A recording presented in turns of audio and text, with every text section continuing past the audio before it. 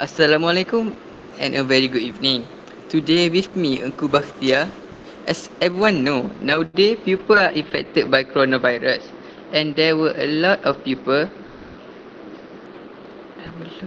of a question that citizens wish to be answered. We have invited people that can answer all the question. For the first panel, we have Dr. Najwa Fatihah from Hospital Putrajaya. For the second panel, we have Datuk Sri Faiz Hakimi, who represent the Ministry of Defence. For the third panel, we have Professor Mazira, who is she is an economist. For the fourth panel, we have Datuk Sri Aiman Fakhri, who represent Ministry of Education.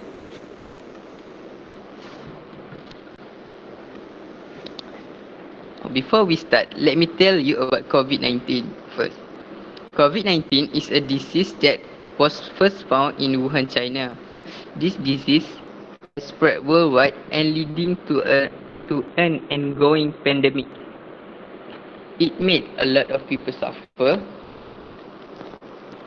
The death, the death case of COVID-19 already exceed 1 billion people.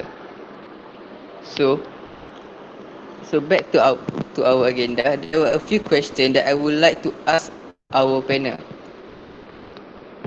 For the first question is for Dr. Wafa. What are the first challenges that frontliners face amidst COVID-19?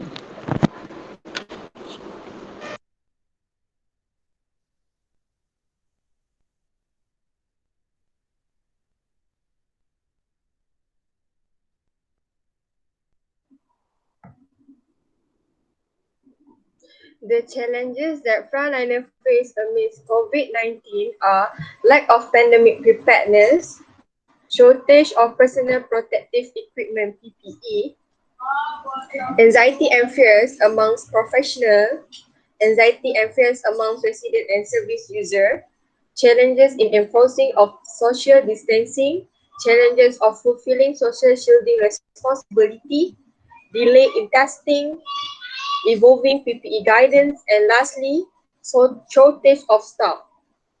So I will brief you basically from what I have been saying just now. For lack of pandemic preparedness, almost all the research participants agreed that preparation for a pandemic within the sector were in a decline. They also felt that there was no clear or strategic policy dealing with a pandemic in health and social care. No one thought that this was coming. It caught everyone flat-footed without any adequate preparation and strategies to deal with a pandemic.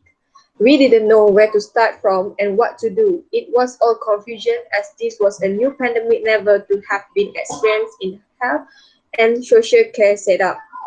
Next, shortage of personal protective equipment (PPE). All the research participants expressed that there was severe shortage of PPE, making it difficult for them to discharge their duties. They also felt that in some instances, the PPE was not fit for purpose. Most of the PPE we had ran out within 2 days, and we had to wait for days to get some only to last for 2 days. Honestly, this was the most difficult time to work in health and social care. The few PPE available was not fit for purpose as everyone had little knowledge about COVID-19. Next is anxiety and fears amongst professionals. Feelings. Feelings of anxiety and fear of the condition based on the notion that it's not treatable and that some HSCFWs had lost their life were also reported.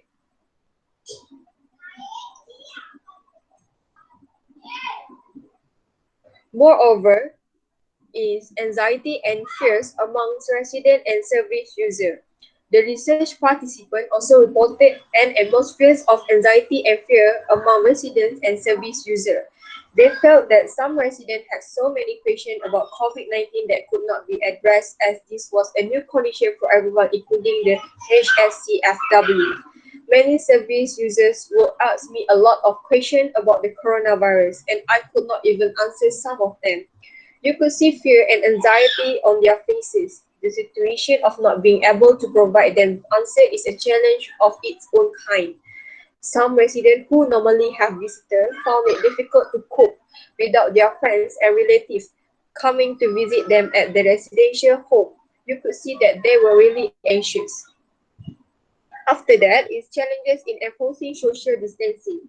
Some challenges associated with enforcing social distancing for individuals, as some found it difficult to understand the problem and respond in line with the social distancing guideline, were also noted by the research participants. It is very difficult to enforce social distancing among individuals, as some of them do not understand the problem of COVID-19 and the importance of social distancing. Remember, we care for people living with different conditions from dementia to learning disabilities. It is so difficult for such individuals to stay apart from staff and their counterparts. Furthermore, challenges of fulfilling social shielding responsibility. The research participants reported that they had a duty to protect individuals they look after in line with the notion of social shielding responsibility. In light of this, many staff had to live in the workplace for days to avoid going out and bring COVID-19 to individuals they were looking after.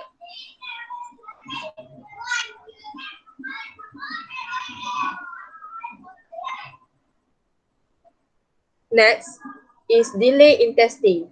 The research participant reported delays in testing of HSCFWs, resulting in difficulties in knowing whether staff had COVID-19 or not. If they started coughing or showing other symptoms, on many occasions, staff would have to self-isolate, resulting in shortage of staff. In addition, evolving of PPE guidance. The research participant reported ever evolving PPE guidance from public health authorities and central government. They reported panic among HSCFWs every time the guideline would change, as they feared contracting COVID-19. There are so many changes that are coming every day. Today is one thing, tomorrow is another thing, that that we are asking what are the guidance really. It really confuses and panics. And lastly is a shortage of staff. The research participant reported severe shortage of staff due to self-isolation and unavailability of testing opportunities for HSCFWs. There is severe shortage of staff due to absence of staff who might choose to self-isolate once they have cough, not knowing whether it is COVID-19 or not. Honestly, sometimes shifts are so heavy to do. So that's all from me.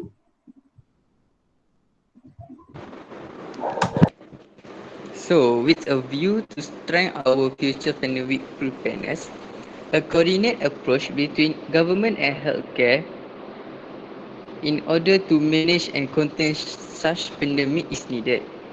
Furthermore, greater efficiency in testing and isolation of affected persons will appear a key to preventing COVID-19 from spread. For the second panel, Dr. Faiz Hakimi, I would like to ask you, what action is taken by the Ministry of Defence in preventing this virus from spreading?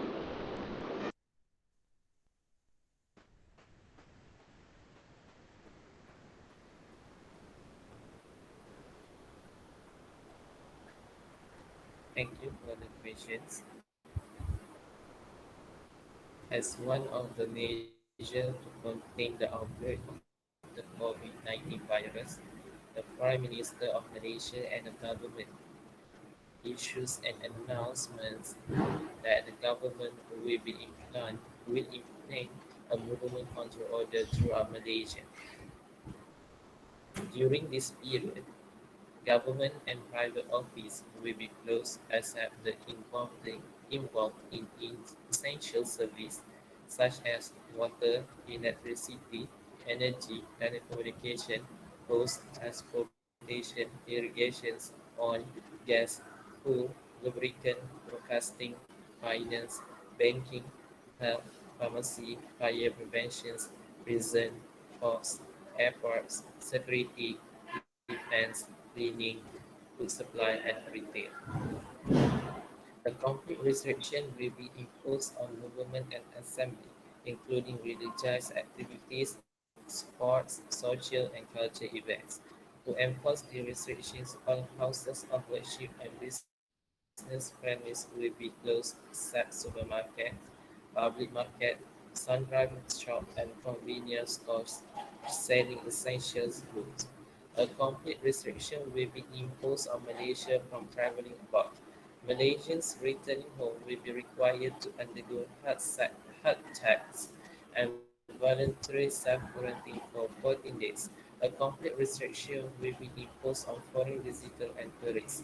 All public and private institutions of higher learning, such as university, college, skill training institute, will be closed, and all kindergarten and public and private schools, including day school, residential school, international school, tahfiz center, and all other institutions of learning in primary, secondary, and pre-university level will be closed. The government had also announced that a special session of National Security Council to be chaired by the Prime Minister himself will be convened daily to monitor the COVID-19 situations, and the public will update from time to time. The Movement Control Order is being enforced pursuant to the Prevention and Control of Infectious Disease Act 1988, PCID Act, and Police Act 1967.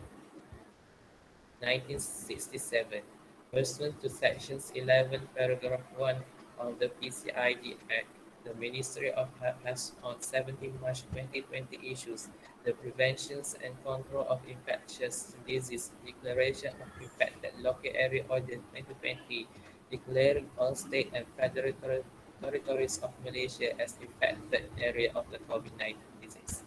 The Ministry had made no issue regulation pursuant to Sections 11, Paragraph 2 of the PCID Act to prescribe the measure to be taken to control or prevent the spread of the infectious disease within or from the infected area. That's all from me. Thank you.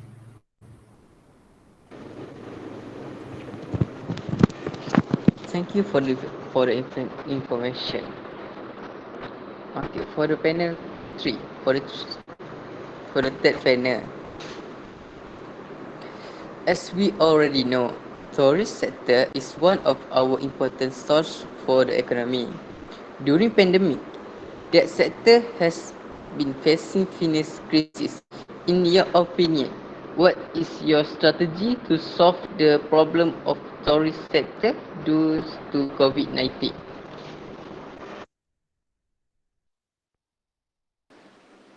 Okay, as we can see now, economy suffered dramatic falls due to outbreak and business activities slowing down for many. The conditions still not recovery since the COVID-19 dominated the global. People out there scared to travel overseas as well as the domestic travel. First, how to solve the problems of tourism sector is the government needs to provide funds in rehabilitating the tourism sector. Second is for each country need to focus on domestic tourism sector first before they focus to overseas tourism. This really important step on how to recover and solve the problems. They should offering more affordable package to attract the tourists. Last is the tourism sector should reduce staff working hours but not toss away the worker. Despite the short working hours, at least they can still work. That's all for my strategies on how to solve the problems of a tourism sector. Thank you for your opinion. For the fourth panel, as people know, right now students cannot learn by face to face but need to learn online. using Google Meet or Microsoft. The question is, what is the challenge that student and teacher has to face in teaching and learning online due to COVID-19?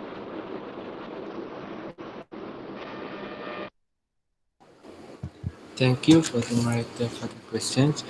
The challenge that students and teachers have to face in teaching and learning session due to COVID-19 are lack of motivation and have less interest to follow through with lessons conducted online. This is because there are lack of self-discipline or because they are more prefer face-to-face learning. Students also can absent from online class and use the poor internet connection as an excuse. Moreover, some students do not have enough gadget to use because their siblings might want to use the same device for the for their online classes too. This is because their parents can afford enough gadget for their daughters. The result is it will be hard for those family with high number of family members.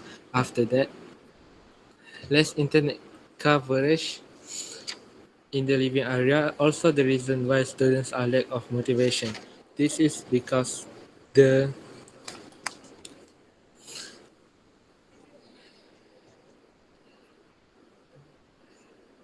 This is because the internet coverage tower are not high or good enough to provide internet coverage at one area. This will impact students' motivation because they do not have good internet coverage in their living area. Furthermore, some communication companies are providing limited internet plan with high costs. We already know that not all students come from a family with high salary income. Obviously, not many students can afford the good internet plan for their use of online class. Thank you, that's all. Bye. So, there are a lot of challenges that student and teacher must face, such as internet problem. So, what are the Ministry of Education want to do to solve this problem? First of all, we already know that Ministry of Communication have received the highest budget for 2021. So basically, we going to use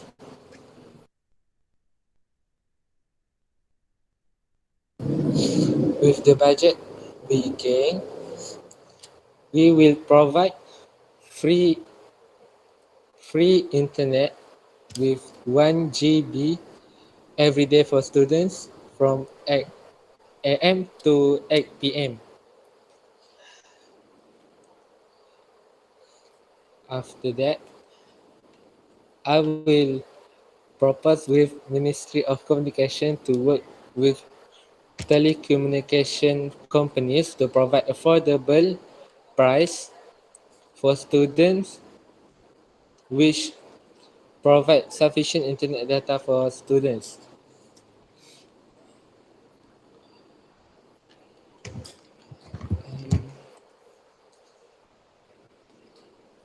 So,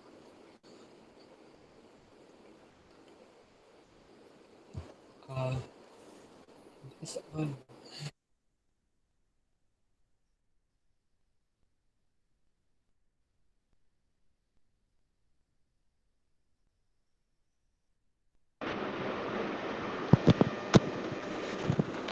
Back to our first panel.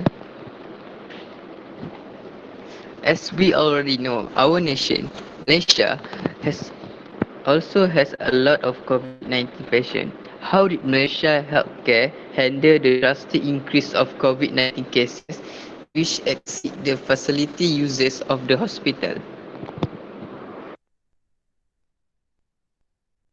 Thank you, moderator Engku Batia. Um,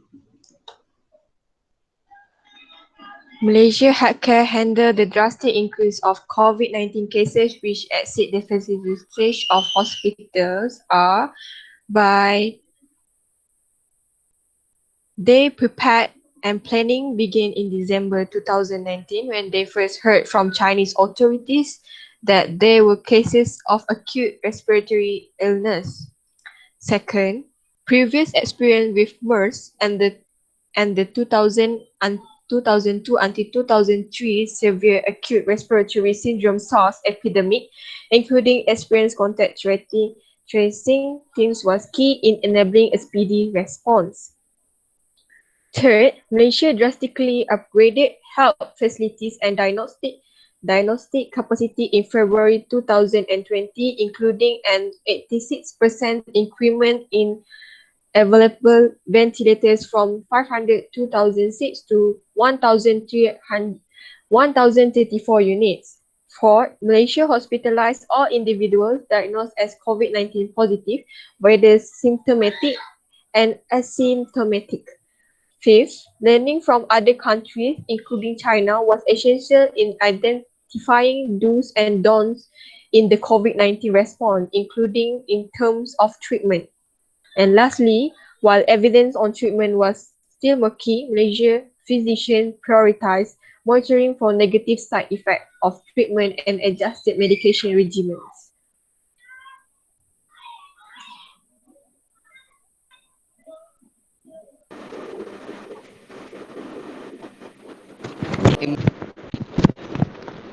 For the third panel, Professor Mazira, there are also have a company that always use international trade has faced a big loss because cannot transfer their item outside the nation.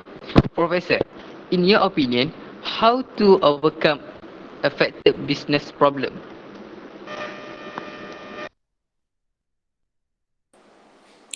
Okay, thank you to the Mr. Bhatia for the questions. In my opinions, while the future may be hard to predict, business should be focused on the recovery phase. Business is the one cause of a country's size on the recovery phase, under progress. The government need to provide capitals to the entrepreneurs to revitalize the business that have been affected due to COVID-19.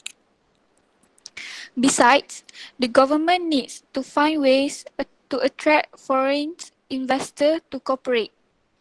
The government needs to convince investors first that our country can deal with COVID-19, so the investor will be confident to cooperate.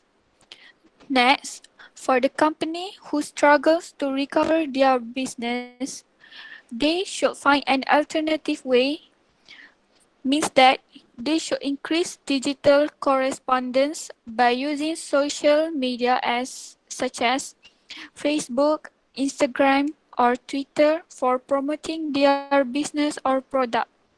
Since they are working from home, it may be unique challenge also come with its benefits. Last but not least, the government needs to overcome the problem of the international trade because the international trade is really important to the country. International trade giving benefits to the country through taxes levied on each item. Therefore, countries' income will increase and the economy will stable. That's all on how to overcome affected business problem.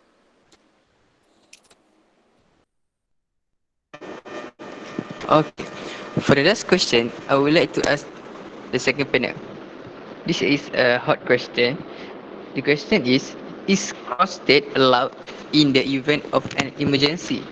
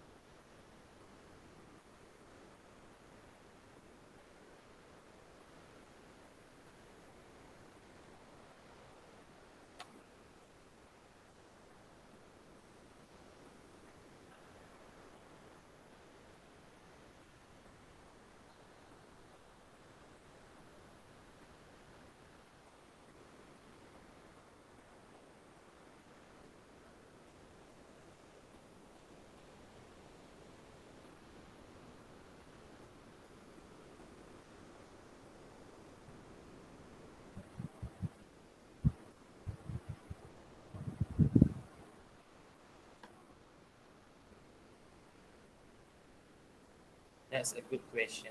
Okay, I know all the Malaysians peoples want to know about it. Okay, today I will explain. During and during MCO, we need to travel across state lines for medical or emergency purpose are required to apply for special from the police. Thus, intending to travel into or pass through a MCO area for the same purpose will also be required permits. In a statement, the National Security Council (NSC) said it has classified four categories of travelers eligible to apply for the special permits. The permits will only cater to individuals who the MCO, which includes. Okay, sorry. Boleh ulang balik the early. Tadi ya. Boleh ulang balik. Boleh ulang balik. My laptop ada have a problem. So. The last question. Okay. For the last question, I would like to ask the second panel. This is a very hot question. The question is cross-state allowed in the event of an emergency?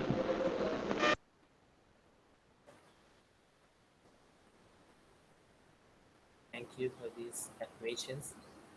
Okay, the question is very hot and very good to me to answer it, and I know all Malaysians want to know if have an emergency problem, you can cross the streets of Malaki. Today I will explain it.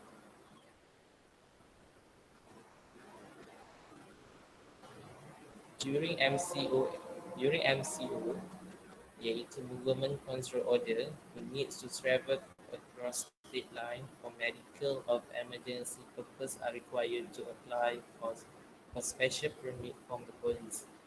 You can get the permit from the police stations.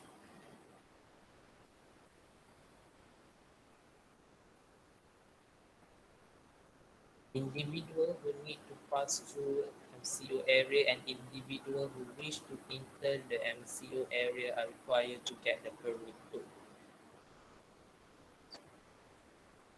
It's also reminded the public that only two individuals from the same household are allowed to get out at one time in MCO area. Those who not to travel interstate or inter-district for work purpose are required to show a letter of authorizations from their employers, and when asked by the authorities, the application from the interstate travel for medical or emergency purpose can be obtained at any police stations. It can also be downloaded from the police force official website at police. You can get it can also be downloaded from the police force officials website.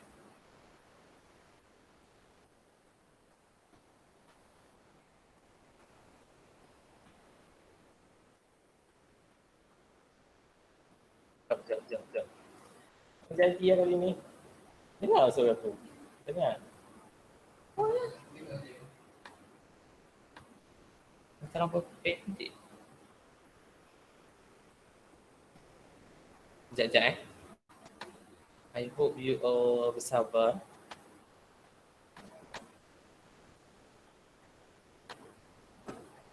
Faiz soalan kedua aku pun pendek juga Faiz. Aku jawab 6 je, rasanya tak sampai 1 minit pun. Soalan kedua tu. Okay. Okay.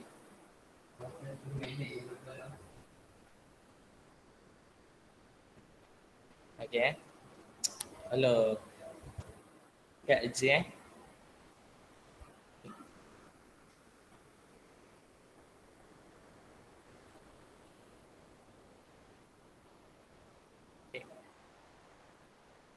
During MCO areas, who need to travel across state line for medical or emergency purpose are required to apply for special permit from the police. Thus, intending to travel into or pass through MCO area uh, for the same purpose will also be required to apply for permit. The statement, the National Security Council (NSC) said it as a classified four category. The permits only be granted to individuals who reside within area under MCO and under movement control order, which is include all states in Malaysia. Who wants who wish to travel to another state for medical or death-related emergency purpose. Individual who need to pass through MCO area and individual who wish to enter MCO areas are required to get permit. The rule also applies for those who will be traveling by air from Kuala Lumpur International Airport (KIA) or Sultan Abdul Aziz Shah Airport in Subang. It's also reminded the public that only two individuals from the same households are allowed to get out from one time in MCO area. Those who need to travel interstates or inter-district for work purpose are required to show a letter of authorization from their employers when asked by the authorities. And the last is the applications from the interstate travel for medical emergency purpose can be obtained at any police stations. It can also be downloaded from the police force official websites. I hope these explanations clear and all of you can understand. Thank you.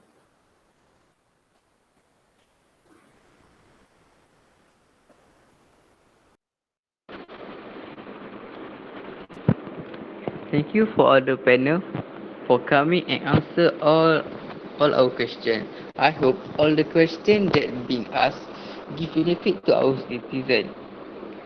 Thank you for share your information and your time with us today. See you next time.